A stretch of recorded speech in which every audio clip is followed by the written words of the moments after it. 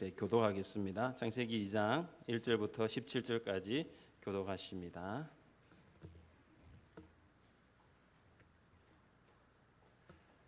천지와 만물이 다 이루어지니라.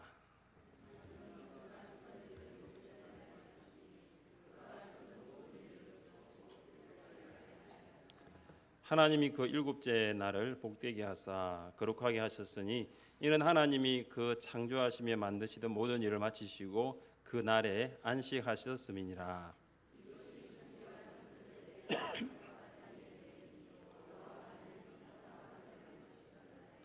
여호와 하나님이 땅에 비를 내리지 아니하셨고 땅을 갈 사람도 없었으므로 들에는 초목이 아직 없었고 밭에는 채소가 나지 아니하였으며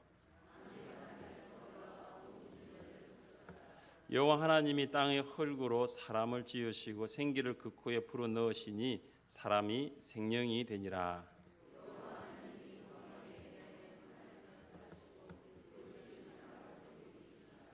여호와 하나님이 그 땅에서 보기에 아름답고 먹기에 좋은 나무가 나게 하시니 동산 가운데에는 생명나무와 선악을 알게 하는 나무도 있더라.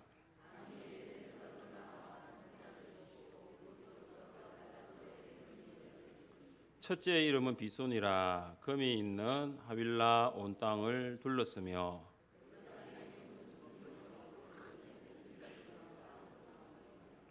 둘째 강의 이름은 기온이라. 구스 온 땅을 둘렀고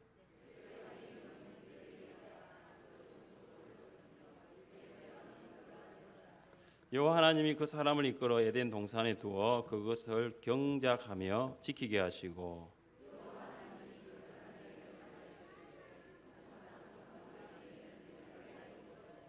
함께 읽겠습니다.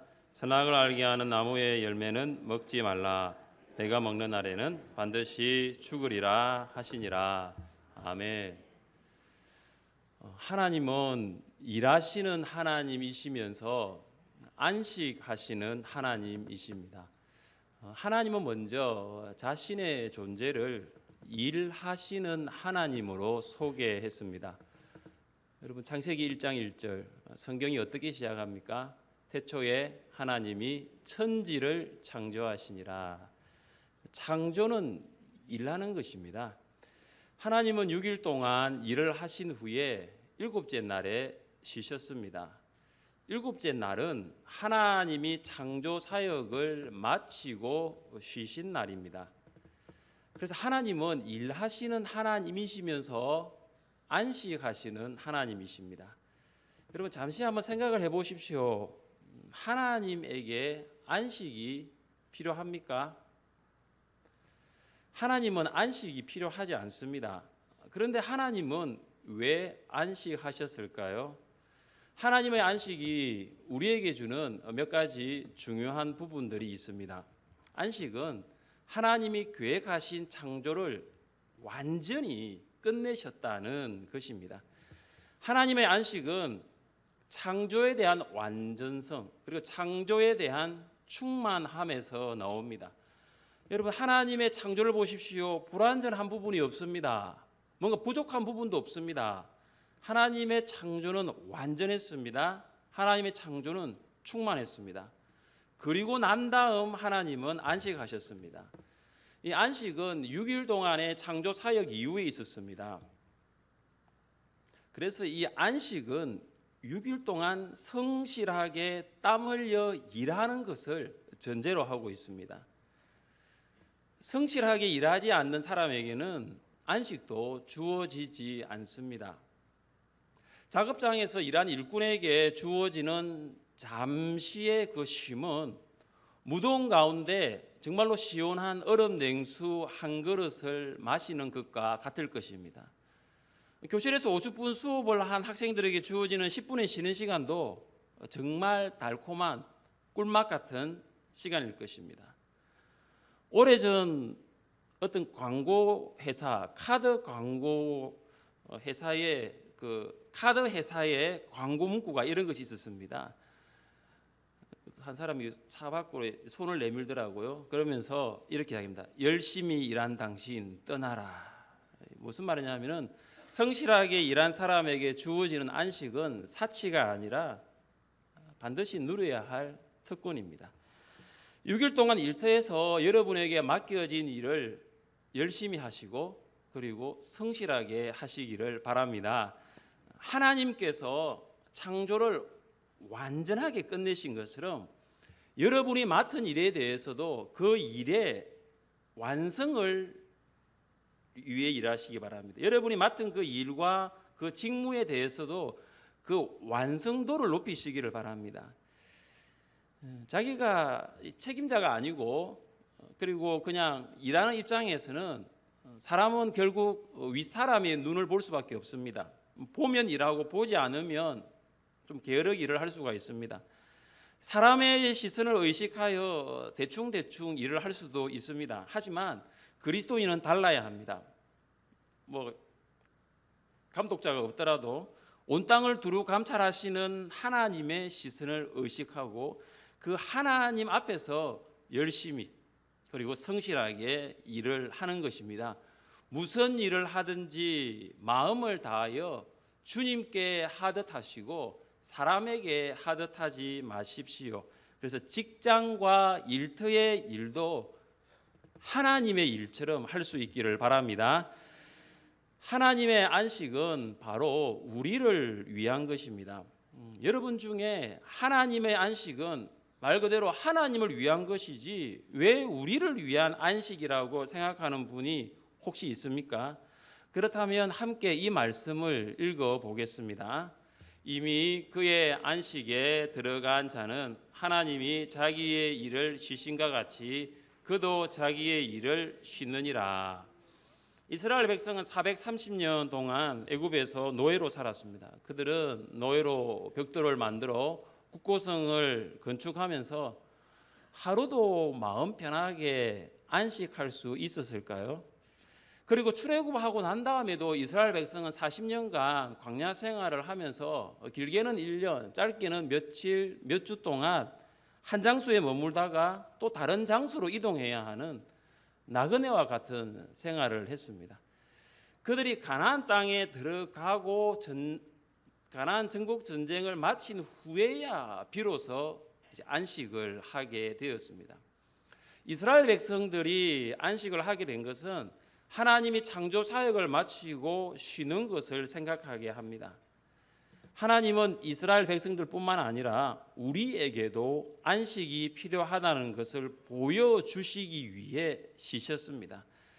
예수님께서도 사람이 안식일을 위해 있는 것이 아니라 안식일이 사람을 위해 있다라고 사고의 전환을 하셨습니다.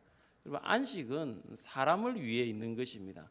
그리고 예수님은 제자들에게도 안식하라고 하셨습니다.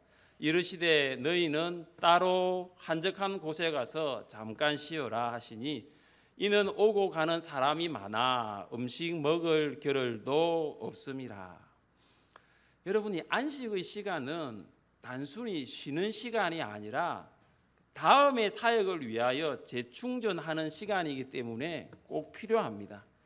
그래서 하나님이 안식일을 선포하신 것은 결국 우리의 유익을 위한 것입니다. 바로 우리를 위한 것입니다. 우리를 생각해서 쉬신 것입니다. 불신자들은 하루를 안식하면 하루를 일을 하지 않기 때문에 돈을 덜 벌게 된다고 생각합니다. 그래서 이 안식의 시간은 결국 돈을 못 벌게 되고 손해보는 시간이라고 말합니다. 그래서 그들은 쉬지 않고 정말로 악착같이 돈을 더 벌기 위해서 일을 합니다. 쉬지 않고 달리는 자동차는 수명이 오래 가지 않는 것처럼 안식 없이 일하는 사람은 건강을 해칠 수 있습니다. 그러나 우리를 창조하신 하나님은 우리가 일만 하는 존재가 아니라 안식해야 할 존재라는 것을 아시기에 우리에게 반드시 안식하라고 하셨습니다. 여러분, 이런 이야기가 있습니다. 두 사람이 산에 들어가 도끼로 나무를 찢기 시작했습니다. 한 사람은 하루 8시간 동안 쉬지 않고 계속 나무를 찍었습니다. 그런데 다른 한 사람은 50분 일을 하고 10분을 쉬면서 일했습니다. 결과적으로는 그는 쉬지 않고 일한 사람보다는 1시간 이상이나 일을 하지 못한 것입니다. 그런데 이상한 것은 나무는 10분씩 쉬면서 일한 사람이 더 많이 했습니다. 그럼 그 이유가 무엇일까요? 그는 쉬는 동안 힘을 얻게 되었고 쉬는 동안 도끼 날을 갈았기 때문입니다. 안식은 마이너스처럼 보이지만 결국은 플러스가 되는 것입니다. 그래서 안식은 다음 사역을 위해서 재충전 시간입니다. 안식은 하나님이 우리의 주님이라는 고백입니다. 하나님은 일곱째 날을 복 주셨습니다. 우리 함께 2절을 읽어보겠습니다. 하나님이 그 일곱째 날을 복되게 하사 거룩하게 하셨으니 이는 하나님이 그 창조하시며 만드시던 모든 일을 마치시고 그날에 안식하여 씀이니라. 하나님은 일곱째 날을 복 주어 거룩하게 하셨습니다. 여러분, 하나님이 일주일 중, 그러니까 7일 중 일주일 중에 복되게 하신 날은 일곱째 날밖에 없습니다. 일곱째 날은 나머지 6해 동안과는 다른 날입니다. 일곱째 날은 하나님이 구별하신 날입니다. 우리는 일곱째 날을 안식일이라 부르지 않고 주일이라고 부릅니다. 그것은 하나님의 창조 사역이 하나님의 구속 사역이라는 것을 보여주기 때문입니다. 하나님은 범죄하여 죽었던 우리를 구원하시기 위하여 예수님을 세상에 보내셨고 예수님은 우리 죄를 위하여 십자가에 죽으셨습니다. 예수님은 십자가의 죽음으로 끝난 것이 아니라 죽음에서 부활하심으로 하나님의 구속 사역을 완성했습니다. 예수님이 하나님의 구속 사역을 완성한 날이 바로 안식 후 첫날입니다. 예수님은 안식 후 첫날 주일에 부활하심으로 구속을 완성하셨습니다. 그래서 하나님은 이 주일, 이 날을 복 주시는 날로 정한 것입니다. 주일은 하나님의 복 주시는 날입니다. 주일은 주님의 날이기 때문입니다. 우리가 안식하는 것은 하나님이 우리의 주님이라는 고백입니다. 여러분, 하나님이 여러분의 주인이라는 고백이 없다면 여러분 주일날 가게 문 닫고 장사하지 않을 수 있습니까? 여러분, 하나님이 여러분의 삶의 주인이라는 고백이 없다면 과연 여러분 직장에 출근해서 일을 하지 않는 거 쉽지 않을 것입니다. 여러분, 우리가 하나님이 우리의 주인이라는 고백이 없으면 주일날 함께 모여 예배드리는 거 쉽지 않습니다. 하지만 우리가 왜 주일날 함께 모여 예배드립니까? 우리의 주인 되신 하나님이 우리의 삶을 책임지실 것이고 비록 하루를 일을 하지 않지만 남은 6해 동안 하나님께서 우리에게 필요한 것을 공급하실 것을 믿기 때문입니다. 그래서 미련 없이 문 닫는 것이죠. 그래서 일하러 안 가는 것입니다. 왜냐?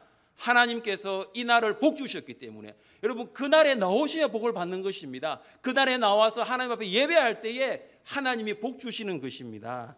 주일은 복 받는 날입니다. 설날이 복 받는 날이 아니라 주일이 복 받는 날이에요. 그러면 여러분 주일날 어디 있겠습니까? 주님이 계신 곳에 있어야 됩니다. 그래서 주일은 우리의 날이 아닙니다. 주일은 우리의 주인 되신 주님의 날이기 때문에 우리가 안식하는 것입니다. 그래서 우리는 이렇게 찬양합니다. 주의 공로 힘입어 은혜 주심 빌때에 화목하게 하시고 죄를 벗겨 주소서. 세상 걱정 버리고 은혜 받게 하소서. 세상 걱정 버리고 은혜 받게 하소서. 하나님은 성수 주일하는 성도에게 뭘 약속합니까? 세상의 걱정 버리게 하십니다.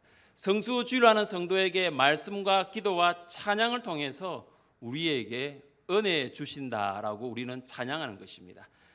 하나님은 에덴 동산을 만드셨습니다. 강 하나가 에덴에서 흘러나와서 동산을 적시고 에덴을 지나서는 4줄기로 갈라져서 4강을 이루었습니다. 그래서 에덴은 4개의 강이 발원하는 곳이 되었습니다. 여러분, 4개의 강이 시작하는 곳이라면 에덴은 굉장히 넓은 지역이었을 것입니다. 예로부터 강이 있는 곳에 문명이 발달했습니다. 사람들이 모여 살기 시작했습니다. 여러분, 에덴이라는 말은 기쁨이라는 뜻이 있습니다. 그래서 에덴 동산은 기쁨의 동산, 기쁨의 정원입니다. 그만큼 하나님은 이 에덴 동산을 만들므로 통해서 사람이 살 수 있는 모든 것을 완벽하게 준비하셨습니다. 하나님은 에덴 동산을 믿고 맡길 사람을 만드셨습니다. 토기장이가 진흙으로부터 토기를 빚는 것 같이 하나님은 진흙으로 사람을 빚으셨습니다. 여러분, 사람을 의미하는 히브리어 단어가 아담입니다. 이 아담이 바로 땅이라는 말입니다. 그러니까 사람은 땅, 흙으로부터 만들어진 것을 말합니다. 그래서 인생은 흙으로 와서 흙으로 돌아가는 것입니다. 그래서 우리가 소천하셨다 이런 말도 하지만 돌아가셨다라는 것입니다. 흙으로 왔기 때문에 흙으로 돌아가는 것입니다. 하나님은 사람의 코에 생기를 불어 넣으셨습니다. 그 사람은 살아있는 영적인 존재인 생명이 되었습니다. 하나님은 예배하고 교제할 수 있는 영적인 존재로 사람을 만들어 주신 것입니다. 여러분, 생기가 없는 사람은 영적으로 살아있지 않습니다. 그래서 사람은 절대적으로 하나님을 의존할 수밖에 없습니다. 하나님을 의지하지 아니하면 사람은 영적으로 죽을 수밖에 없기 때문입니다. 사람이 범죄하였을 때 하나님과 사람과 영적인 교제는 끊어지고 말았습니다. 사람은 더 이상 하나님을 예배하지도 않았을 뿐만 아니라 하나님과 교제하지도 않았습니다. 여러분, 이 끊어진 하나님과의 교제, 이것이 회복되는 것은 바로 성령의 역사입니다. 예수님이 니고데모에게 사람이 거듭나야 하나님의 나라를 볼 수 있다라고 말을 했습니다. 그때 니고데모가 어떻게 생각하냐면, 거듭난다라는 말을 들었을 때 니고데모는 엄마의 뱃속으로 다시 들어가서 다시 태어나는 것으로 생각했습니다. 여러분, 니고데모는 바리새인이고 율법을 잘 안다는 바리새인이고 사내들인 공회의 공회원입니다. 유대인의 지도자라고 했던 그도 생각한 거듭남은 육체적으로 다시 태어나는 것으로만 생각했습니다. 니고데모의 이 육신적인 대답에 대해서 예수님께서 무엇이라고 말씀하셨습니까? 우리 같이 한번 읽어볼까요? 진실로 진실로 내게 이르노니 사람이 물과 성령으로 나지 아니하면 하나님의 나라에 들어갈 수 없느니라. 엄마의 뱃속에 다시 들어가고 다시 태어나는 거듭남, 두 번째 태어나는 중생, 이것이 아니라 오직 물과 성령, 다시 말해서 성령으로 태어나는 것이 바로 거듭남이라는 것입니다. 하나님과의 교제가 끊어졌던 옛사람이 죽고 하나님과의 교제가 회복되는 새 사람으로 태어나는 것은 오직 성령의 역사입니다. 성령으로 충만하여 흙으로 살아가는 세상 사람이 아니라 하나님께 예배하고 하나님과 교제하여서 영적으로 살아 숨쉬는 하나님의 사람 될 수 있기를 주님의 이름으로 축복합니다. 하나님은 에덴 동산에 아름답고 좋은 나무들을 있게 했습니다. 그리고 하나님은 동산 중앙에 생명나무와 선악을 알게 하는 나무를 만드셨습니다. 이 생명나무는 하나님이 생명을 부여하시는 분이다라는 의미를 두고 하나님 만드신 것입니다. 아담은 동산 중앙을 왔다 갔다 하면서 생명나무를 볼 때마다 이런 생각을 했을 것입니다. 하나님께서 나에게 생명 주셨다. 나는 하나님 의지하고 살아야 한다. 나는 하나님 떠나서는 결코 살 수 없다. 이 생각, 생명나무 보면서 아담은 생각했을 것입니다. 아담은 하나님 의지하지 않고는 살아갈 수 없다는 것을 알았습니다. 그리고 생명나무 옆에 한 나무가 있습니다. 선악을 알게 하는 나무입니다. 이것은 하나님과 사람의 경계를 말합니다. 마치 도로로 치면 중앙선과 같습니다. 여러분, 중앙선은 넘어갈 수 없는 선입니다. 만약에 중앙선을 넘어서 차가 반대편으로 넘어간다면 이것은 큰 사고로 이어질 수밖에 없습니다. 그래서 선악을 알게 하는 나무 선악과는 무슨 의미냐? 창조주 하나님과 피조물 사람 사이의 중앙선과 같습니다. 아담은 이 선악과를 볼 때마다 이런 생각을 했을 것입니다. 하나님은 나를 창조하신 하나님이다. 나는 그분의 손으로 지음받은 피조물이다. 그렇기 때문에 나는 하나님의 말씀에 순종하면서 살아야겠다. 선악을 알게 하는 나무를 보면서 이런 생각을 했습니다. 그리고 하나님은 아담에게 아주 강력한 명령 한 가지를 말씀합니다. 우리 함께 16절과 17절을 읽겠습니다. 여호와 하나님이 그 사람에게 명하여 이르시되 각종 나무의 열매는 내가 임의로 먹되 선악을 알게 하는 나무의 열매는 먹지 말라. 사람은 모든 다른 나무의 열매는 마음대로 먹을 수 있지만 선악을 알게 하는 나무의 실과를 먹을 경우에는 반드시 죽게 될 것입니다. 여러분, 하나님은 에덴 동산에 수십만 그루 아니 수백만 그루의 나무의 열매를 다 먹을 수 있도록 다 허용했습니다. 근데 단 하나의 나무, 선악을 알게 하는 그 나무의 열매는 금지하셨습니다. 여러분, 선악과는 하나님이 우리에게 너희의 주인은 누구인가? 라고 묻는 질문과 같습니다. 선악과는 하나님이 우리에게 이렇게 말씀하십니다. 너희의 삶의 방식을 결정하라고 요구하는 것 같습니다. 하나님은 우리에게 선악과를 통해서 네가 삶의 주인이 되어 너의 마음대로 살 것이냐, 아니면 하나님이 너희 주인인 것을 인정하고 하나님의 말씀과 뜻대로 사는 사람이 될 것이냐, 이것을 결정하라는 의미가 포함되어 있습니다. 요셉은 날마다 쉴 새 없이 동침하자고 찾아오는 이 보디발의 아내의 유혹을 받았습니다. 그러나 요셉은 그 유혹을 거절했습니다. 이미 요셉은 가정총무로 보디발 집에 있는 모든 소유를 관리할 수 있는 권리를 주인 보디발로부터 위임받았습니다. 요셉이 보디발의 모든 재산을 관리할 수 있는 권리를 가지고 있지만 단 한 사람, 보디발의 아내는 요셉의 권리 밖에 있었습니다. 계속되는 이 보디발의 아내의 유혹을 받으면서 요셉이 이런 말을 했습니다. 이 집에는 나보다 큰 이가 없으며 주인이 아무것도 내게 금하지 아니하였어도 금한 것은 당신뿐이니 당신은 그의 아내임이라. 그런즉 내가 어찌 이 큰 악을 행하여 하나님께 죄를 지으리까. 보디발이 요셉에게 모든 것을 허락했지만 한 가지, 그의 아내는 요셉에게 금지하였습니다. 요셉은 보디발의 아내와 동침하는 것이 보디발에게 죄를 짓는 것뿐만 아니라 가장 먼저는 하나님께 죄를 짓는다라는 것을 알고 있었습니다. 요셉은 비록 보디발의 종이었지만 요셉의 주인은 보디발이 아니라 하나님이었습니다. 요셉에게 보디발은 땅의 주인, 육체의 주인은 될 수 있을지 몰라도 요셉에게 하나님은 하늘의 주인, 영혼의 주인이셨습니다.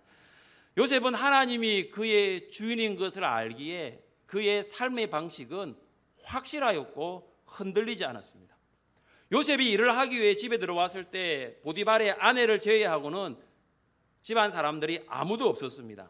그때 보디발의 아내는 요셉의 옷을 잡고 동침하자고 하였습니다. 하지만 요셉은 옷을 버려두고 밖으로 나갔습니다. 요셉은 자기 마음대로 살지 않았습니다. 여러분, 요셉은 혈기왕성한 청년이었습니다. 집에는 보디발의 아내와 요셉 외에는 아무도 없습니다. 그러나 요셉은 육체가 움직이는 대로 살지 않았습니다. 그는 하나님 앞에서 하나님 말씀대로 살기 원했습니다. 요셉은 자기 마음대로 살지 않았습니다. 자기 감정이 이끈 대로 살지 않았습니다. 요셉은 하나님의 뜻대로 살았습니다. 우리에게 있어서 선악과는 무엇일까요? 여러분, 무엇이 창조주 하나님과 피조물인 사람의 경계선이 될까요? 무엇이 우리의 주인은 누구인가 물을 만한 것이 있을까요? 무엇이 여러분의 삶의 방식을 결정할까요? 돈입니다. 현대 그리스도인들의 선악과는 돈입니다. 그리스도인들은 여호와를 하나님으로 고백하지 않고 많은 그리스도인들은 돈을 하나님으로 고백하며 살기도 합니다. 말로는 돈이 하나님이다라고 하지는 않지만 삶을 보면은 하나님이 계셔야 할 자리에 돈이 주인 행세를 하고 있는 것 같습니다. 그래서 그들은 하나님을 더 이상 사랑하지 않고 돈을 사랑합니다. 좀 더 나아가 볼까요? 11조를 보면 우리의 주인이 하나님인가, 우리의 주인이 돈인가를 알 수 있습니다. 11조를 보면 하나님이 우리의 삶을 인도하시는가, 돈이 우리의 삶을 인도하는가를 말해줍니다. 여러분, 돈을 사랑하지 마십시오. 사랑하지 마시기 바랍니다. 사랑하시려고요? 돈을 사랑하는 것은 1만 가지의 악을 행할 수 있는 뿌리가 됩니다. 돈은 사랑의 대상이 아니라 사용의 대상입니다. 하나님은 지금도 선악과를 통해서 우리에게 이렇게 말씀하십니다. 너는 말씀대로 살 것인가? 아니면 너는 생각대로 살 것인가? 선택하라는 것입니다.